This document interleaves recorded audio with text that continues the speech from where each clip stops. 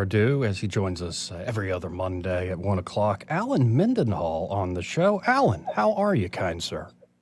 I'm really good. I want some of that theme music. Like when I come on, I want like an Alan Mendenhall song. That'd be kind of Okay. cool. Well, I bet I could add just your name to the AI prompt and I'll come up with something. So it's Joey Clark and Alan Mendenhall.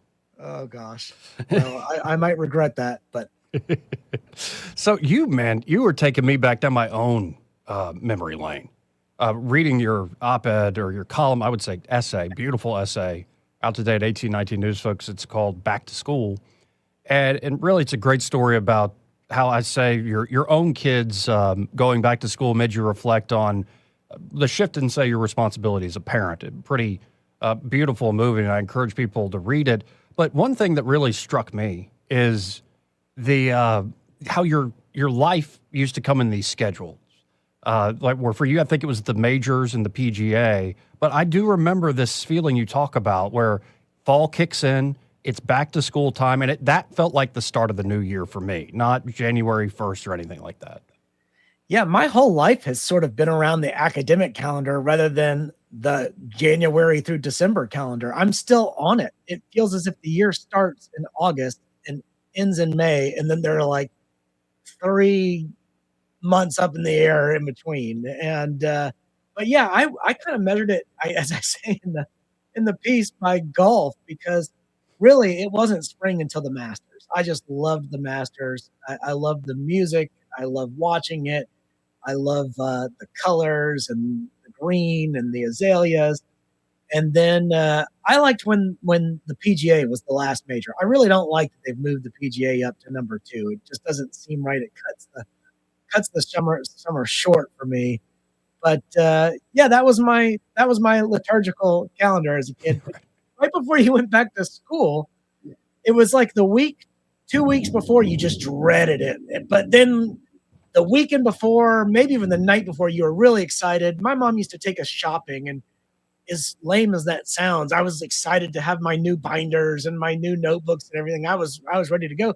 But back when we were kids, we didn't have cell phones, we didn't have social media, and so you didn't see your friends for like 3 months. I mean, there were some friends that you saw all the time, but I went to a really big public school. I think I graduated with like 800 kids in my class, so I went to a really big school.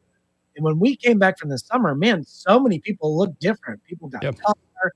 Some girls that hadn't been attractive were all of a sudden bombshells, and some people that were like skateboarders last year came back and they were preppy this year, and you just never knew what you were going to get. People would change over the summer.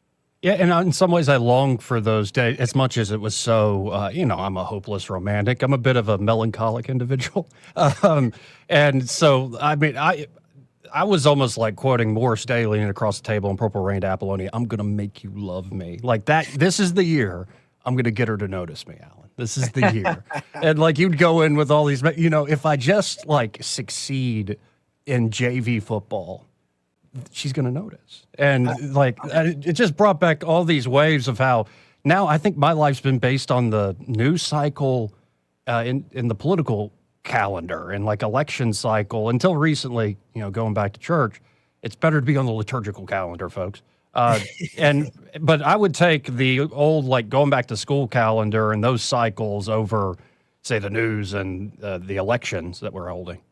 Well, a couple things you said that are funny. First, you referenced Morris Day. When I was in private practice, we actually sued him. Our law firm sued him, and I had a paralegal who had him served. I guess the paralegal didn't serve him personally, but the paralegal had him served as he was going up to a concert in Vegas, and that was a very interesting moment. I remember he called and said, I'm sorry, I can't pay this, whatever. And then the paralegal said, Mr. Day, we know who you are. He said, you do? He said, yeah. And he said, all right, how much is it? And he like wrote a check right there and got the lawsuit to go away. But yeah, when the whole going back to school thing, then the impress the girl, I so remember that because until I had my high school girlfriend, I really struggled to like get the girls. And I remember reading Cyrano de Bergerac and thinking, that's it. That's me. I'm Cyrano. Because my nose was the same size then as it is now, but I was just so thin. So I've got a pretty big beak as it is now. But back then it was just really, really big. And so I was like, I'm Cyrano de Bergerac. I'm like this poet. And if I could just write to these women, they would Yeah. love me. And Oh yeah, and then then occasionally it works. Like most of the time, people are like, "Go away, you weirdo." But then that one time, it's worth it. It's completely worth it. And I don't know. I want to get into this idea though of how you watching your kids. How old are they now? The two? well, I've got 14, 12, and 2. Oh wow. Okay. 14 and 12 are from marriage 1 and 2 is from marriage 2. So that's Three why kids. there's a big age gap. But yeah, three kids, and the older 2 have assumed parental responsibilities in many ways over the youngest. Yeah, and so that's got to be a big help. My brother's going through the toddler years with my niece, and I'm like, have more of them, and just have Lucy look after the younger ones when she grows older. But them going back to school, I mean, I guess because of the different ages, brings back different times of you going back, but it really shifted your idea of your role as a parent.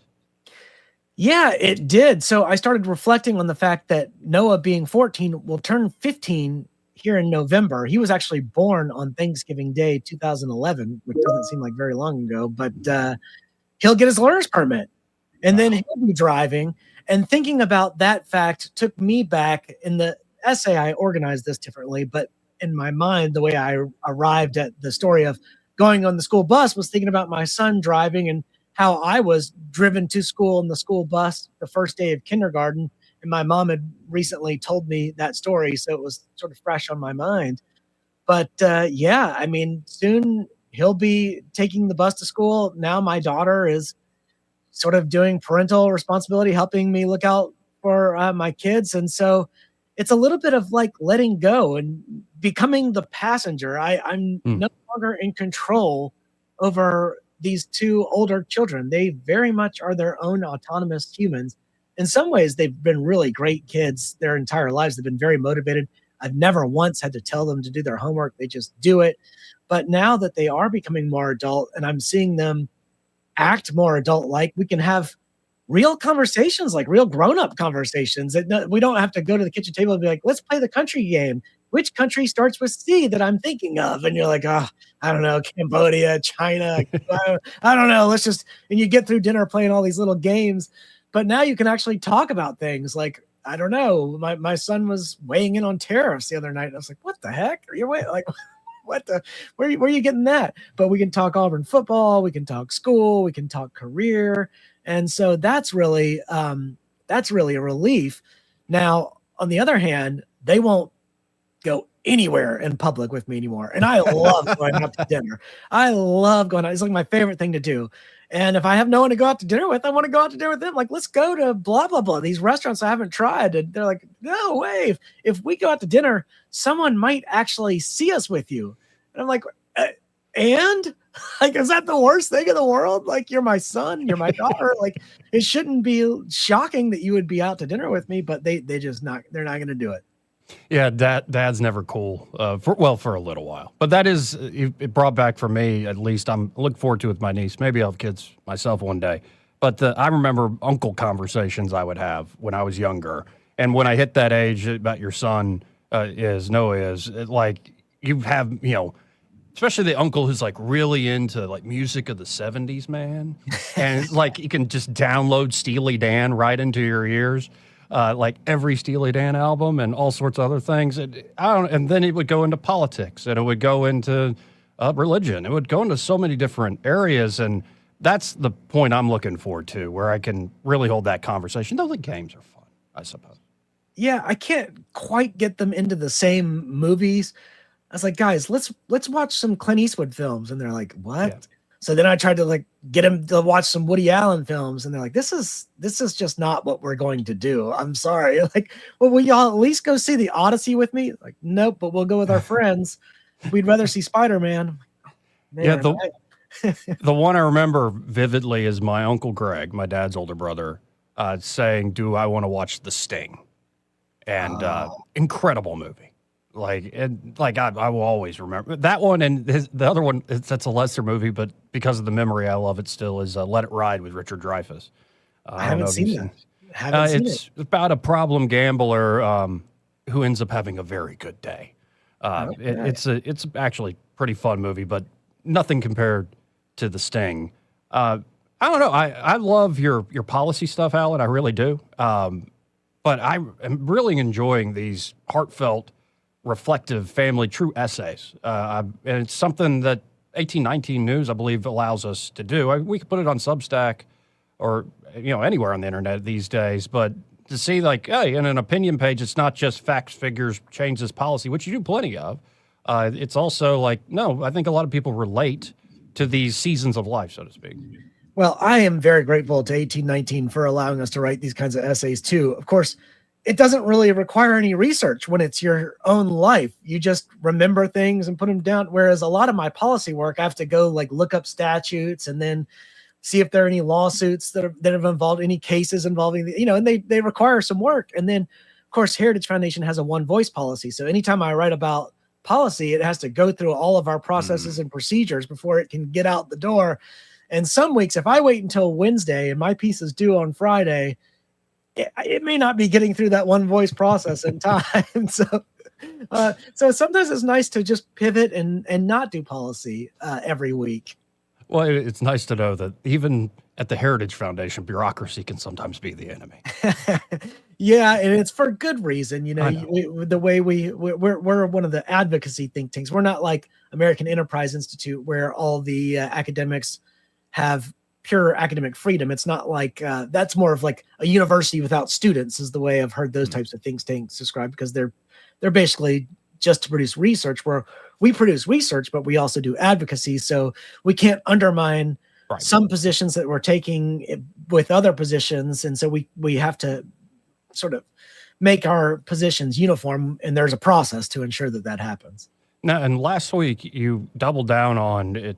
Alabama's not alone in its racial quotas for public boards. You did a piece even weeks back about how there really are racial quotas still across so many seats in government. And you're calling on the legislature here in this upcoming session, I'm guessing the brand new State House, to actually address this. Yeah, well, I found that doubling down on issues has worked so far this year. It worked with some of the region's bank pieces. It worked with the ABA accreditation in the state bar and the Alabama Supreme Court. And so I figured I'd double down on this one. And I have heard from a senator, and I think that this issue will be addressed in the next session. So that's exciting. In the meantime, if anybody wants to file a lawsuit, I can probably help them find the right attorneys for that. And for those who weren't paying attention when we last talked about this, what do we mean by racial quotas? Like just a few examples in some of these positions. Yeah, well, there's certain boards and commissions that say you have to have X number of African-American members, or this many members as representative of this particular diversity, like these types of diversity quotas.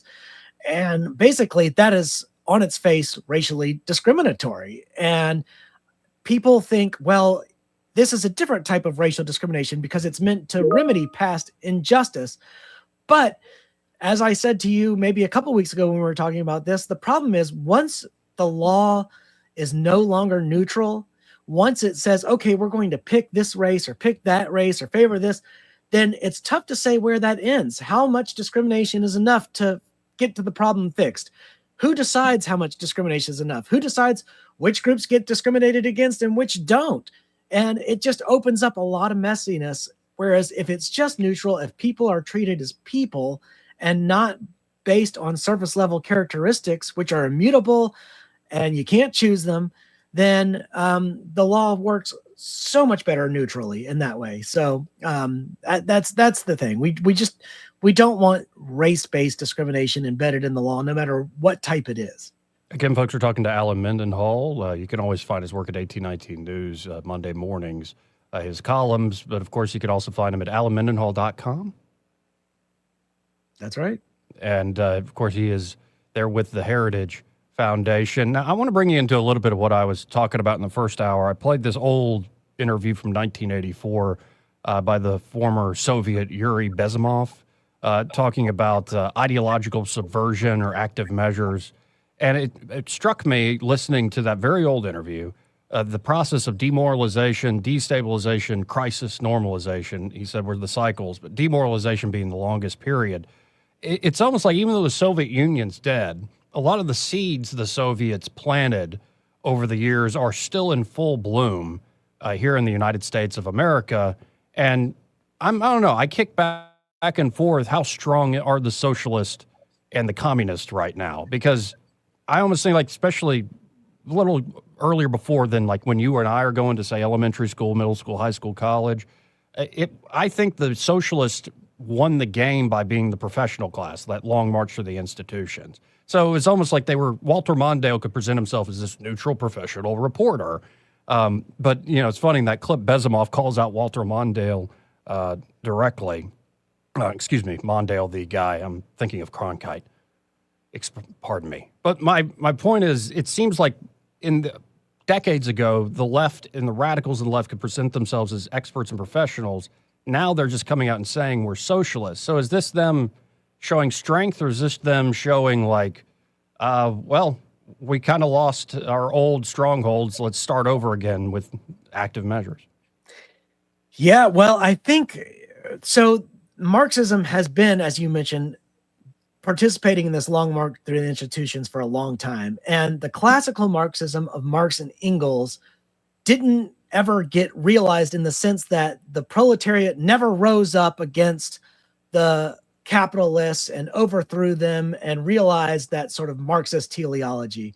So a lot of critical theorists in the 20th century tried to reconfigure Marxism along cultural lines. And so you have Marcuse and Adorno and Gramsci, and you name it. There are a lot of them. Mm-hmm. And they introduced this tradition in humanities scholarship that really pulled race, sexuality, gender through these Marxist prisms and created a new sort of construct that, rather than having it be proletariat capitalist, you had categories that were basically oppressed and oppressor. And you could squeeze all kinds of people through these new binaries, and that would be, any sort of marginalized group on the basis of race could be in the oppressed. But this framework really played on people's sense of grievance and victimization, and it created a culture of victimization. And now you have people who are adopting Marxist ideas without really even being aware that that's what they're doing. It's a residual Marxism. So it's not just the express out and out Marx Engels kind of theory. It's just different permutations of Marxism, new manifestations of Marxism. But, another troubling aspect is a lot of young people are attracted to it. Young people are in a rough spot. I mean, they've been given a tough economy, legitimately, not their fault. But a lot of young people aren't aware that, socialism and communism killed over 100 million people. To me, socialism and communism stands for gulags and mass arrests and forced collectivization and killing fields and re-education camps, censorship, secret police, travel restrictions, restrictions on religious worship. A lot of things that sound like COVID and pandemic. But but yeah, I mean, socialism and communism are destructive ideologies. And this idea that there would be some sort of pure equality all the way across the board is a fantasy. There will always be a small, coercive, controlling group to try to ensure that uniformity, that standardization across the board, to hold the other people down. And it will be concentrated power. Well, and it's one thing to use economic equality, where you've got to centralize all power in Moscow, and if 10 million Ukrainians are killed in the Holodomor, well, as Walter Duranty says, they're just tightening their belts. So be it. So you can see, even with the economic stuff, you get these horrendous things. But when you start having the more cultural aspects, to your point about how they decided to, instead of it being the proletariat versus the capitalist, it ends up being people of color against white, or LGBTQ plus blah, blah, blah against straight people.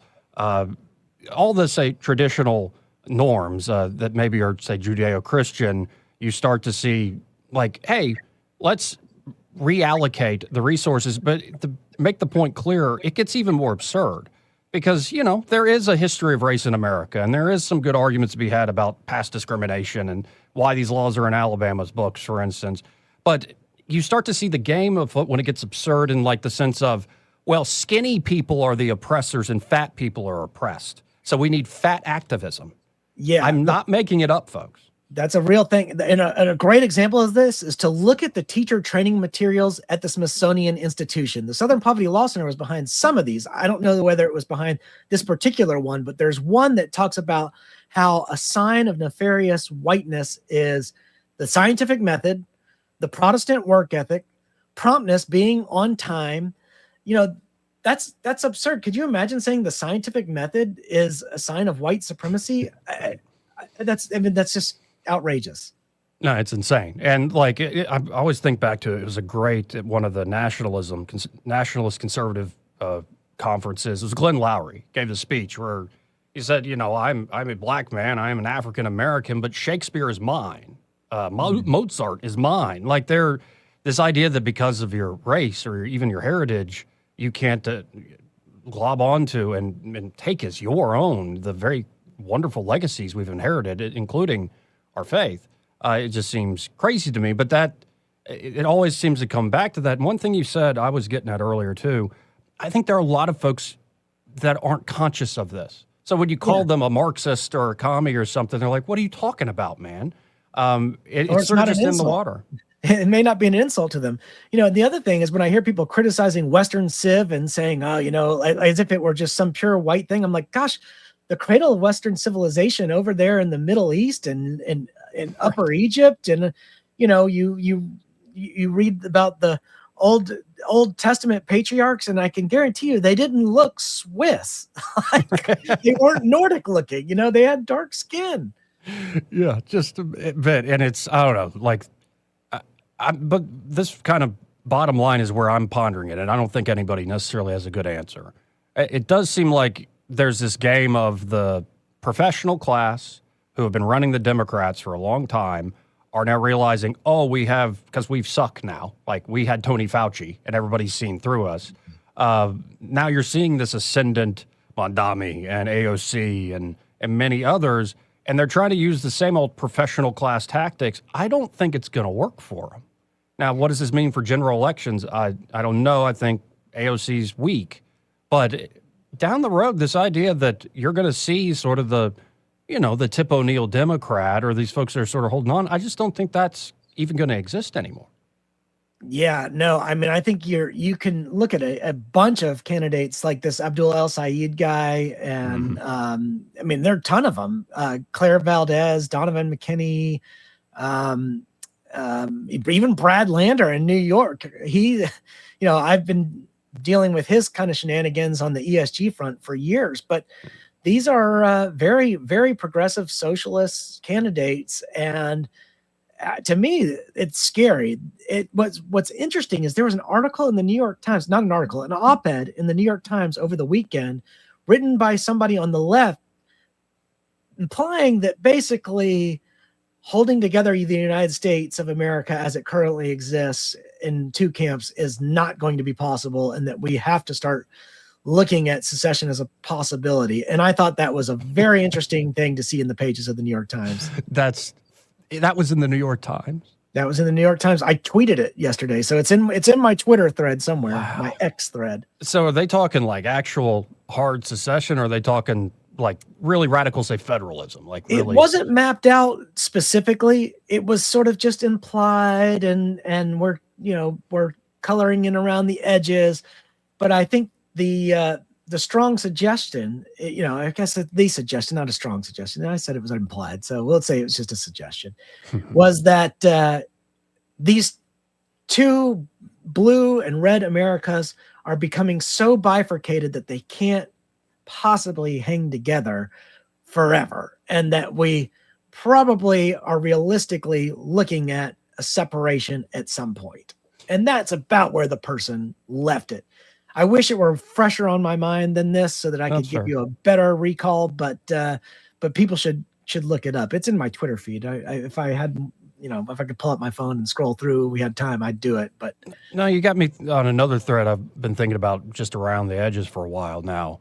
I think it's going to be a little bit of both in the sense of there's going to be major centralization driven by technology. So think AI, where whatever your political ideology, sometimes it's like when the nuke is created, like that's a centralized power that creates those things. But so you could have this massive centralization in certain, say, areas, but then on all the cultural stuff, let's just have peace, man. Like send it back local.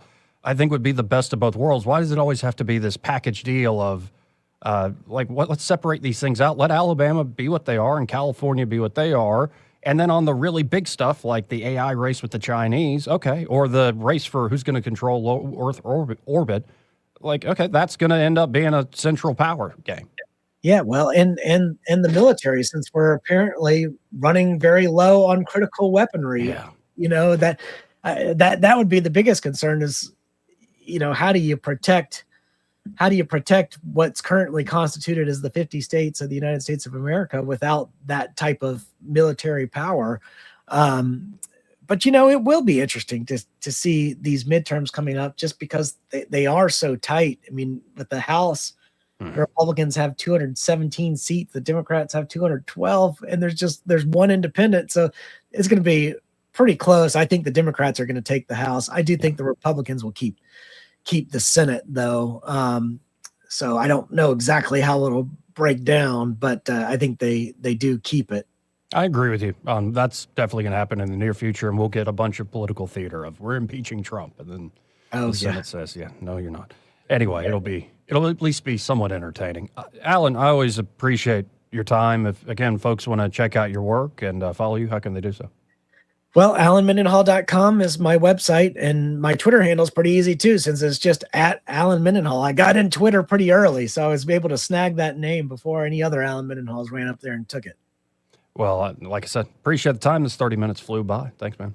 Thanks, Joey. Again, folks, Alan Mendenhall, like I said.